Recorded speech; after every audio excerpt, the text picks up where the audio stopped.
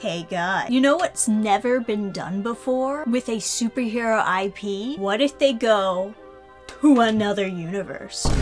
It's so unique. No one has ever thought about this ever. So we take the Suicide Squad, right? And we put them in fantasy world with magic. I know, so unique. They've never seen magic before. DC characters? No.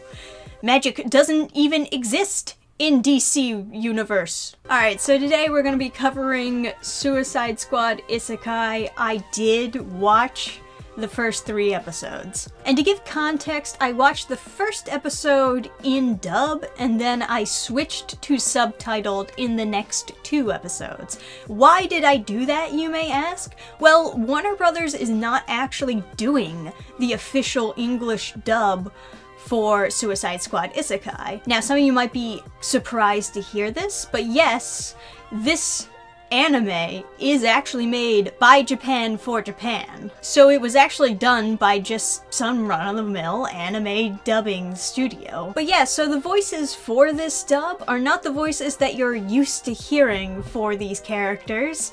Harley and Joker do not sound like Harley and Joker. I don't know if they wanted to, you know, draw the line and be like, no, we're not doing the Harley and Joker voices. We're not even gonna try to mimic their voices. We're gonna do our own thing. We're just gonna do what we always do for our anime dubs and make them sound like generic anime characters.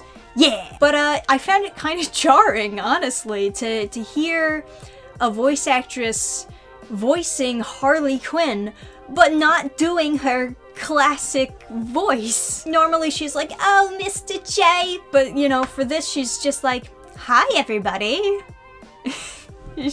We went with like Valley Girl accent instead of Harley Quinn accent. I found it jarring, so I just switched to the sub because if I'm gonna hear a different Harley Quinn voice, I might as well hear it in Japanese. Now, I don't know how exactly this anime came to be, or what were the exact intentions with creating it, but the very basic idea is the Suicide Squad gets sent to a fantasy world. It's an isekai, guys!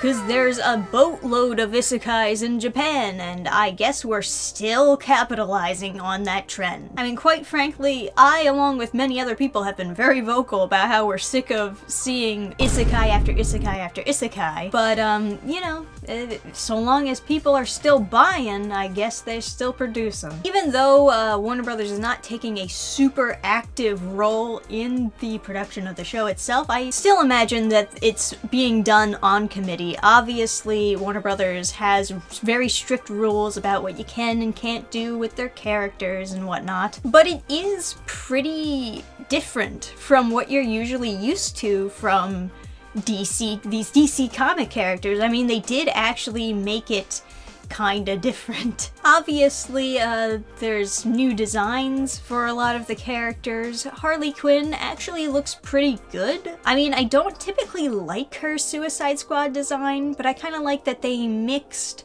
her Suicide Squad design with elements from her original costume, and she does look pretty cute, and she acts pretty Harley Quinn-esque in the anime. It looks like they just made Deadshot the same that he was in the Suicide Squad movie. He used to be white, but now they have made him a little bit dumber, I guess. They have this one joke later on in like episode 3 where he used to bully this other supervillain in jail, but he didn't see it as bullying. He thought that he was just being like friends with the guy. And like, I kind of get that joke to some extent. There are people out there who genuinely think that they're friends with someone, but really they're just being kind of mean to them. And it seems just stupid that he wouldn't realize he's actually doing something mean to this guy. And the way that they executed that joke, I didn't really find to be funny. I can imagine other people thinking that it was funny, maybe, but I just thought it was super immature. Peacemaker and King Shark.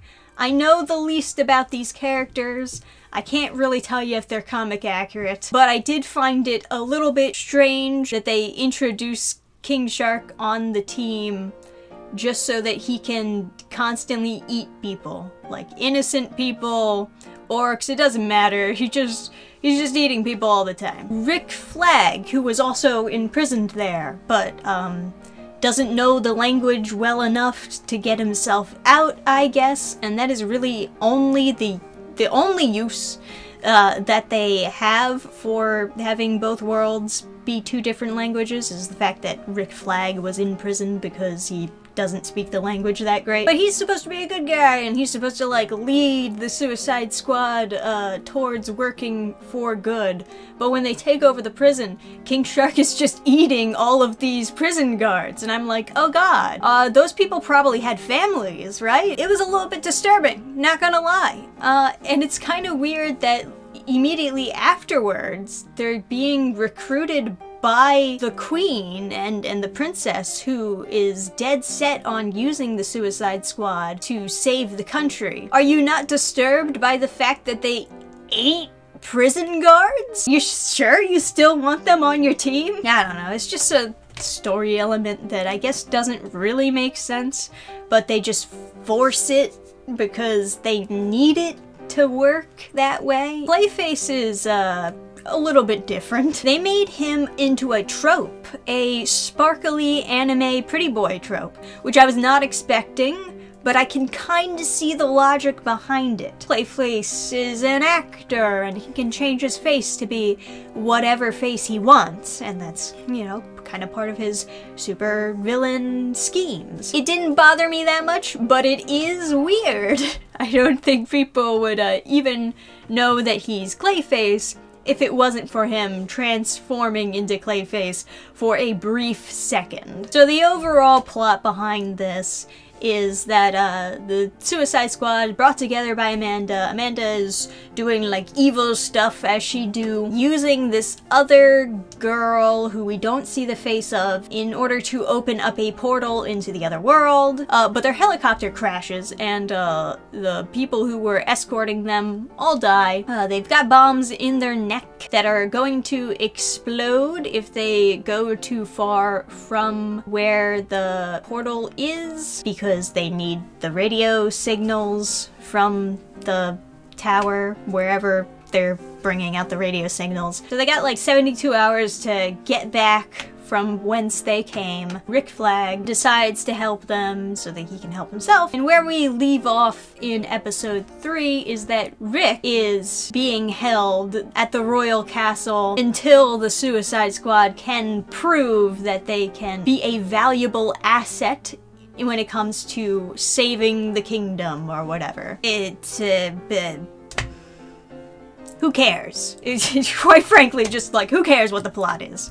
You know what you're getting into when you're getting into it. You know it's gonna be some brain-dead isekai plot that doesn't really matter that much. Whatever circumstances, it doesn't matter. They gotta fight for the fucking kingdom. Sure, whatever. My overall thoughts, just from watching the first 3 episodes, it is so bland. I'm not very invested in it at all. It is so paint by numbers, standard isekai, but now they're doing it with these special IP characters that they have, I assume, restrictions on. The pacing definitely makes it more difficult to pay attention to what's happening because your brain is not really processing it as well as it maybe should be. There's nothing really particularly unique about Suicide Squad Isekai. We've already seen in DC Comics them going to other universes. Even, yes, fantasy type universes. We've already seen magic in DC Comics as well. But for some reason, in Suicide Squad Isekai, their introduction to magic of that world is like, ooh. For some reason, the magic in the world they go to is also affecting them. Harley has like one scene where she gets super strength. Clayface, he has some sort of magic flowing within him that he learns to control fairly quickly, and it allows him to manipulate other clay besides just his own body. So he starts like taking apart castles and shit, and just instantly becomes the strongest character on the team, I guess. I don't know, maybe they'll do something with the magic later. Maybe it's because they now have magic that Deadshot is able to flick rocks with super strength, even though he's not supposed to have super strength. Obviously, DC has had a, like, social justice issue with a lot of their comics of late, and there's none of that really in here. I mean, unless you count Deadshot being just Deadshot from the movie. I do find it a little bit bizarre how they handled their ending theme, because, you know, Harley is kind of set up in this series to be like the waifu, like really trying to sell Harley as being this super cute girlfriend that you definitely want. And of course they have like some weird poppy dance music as their ending theme, but instead of having Harley being the one dancing, they have Amanda dancing all sexy like.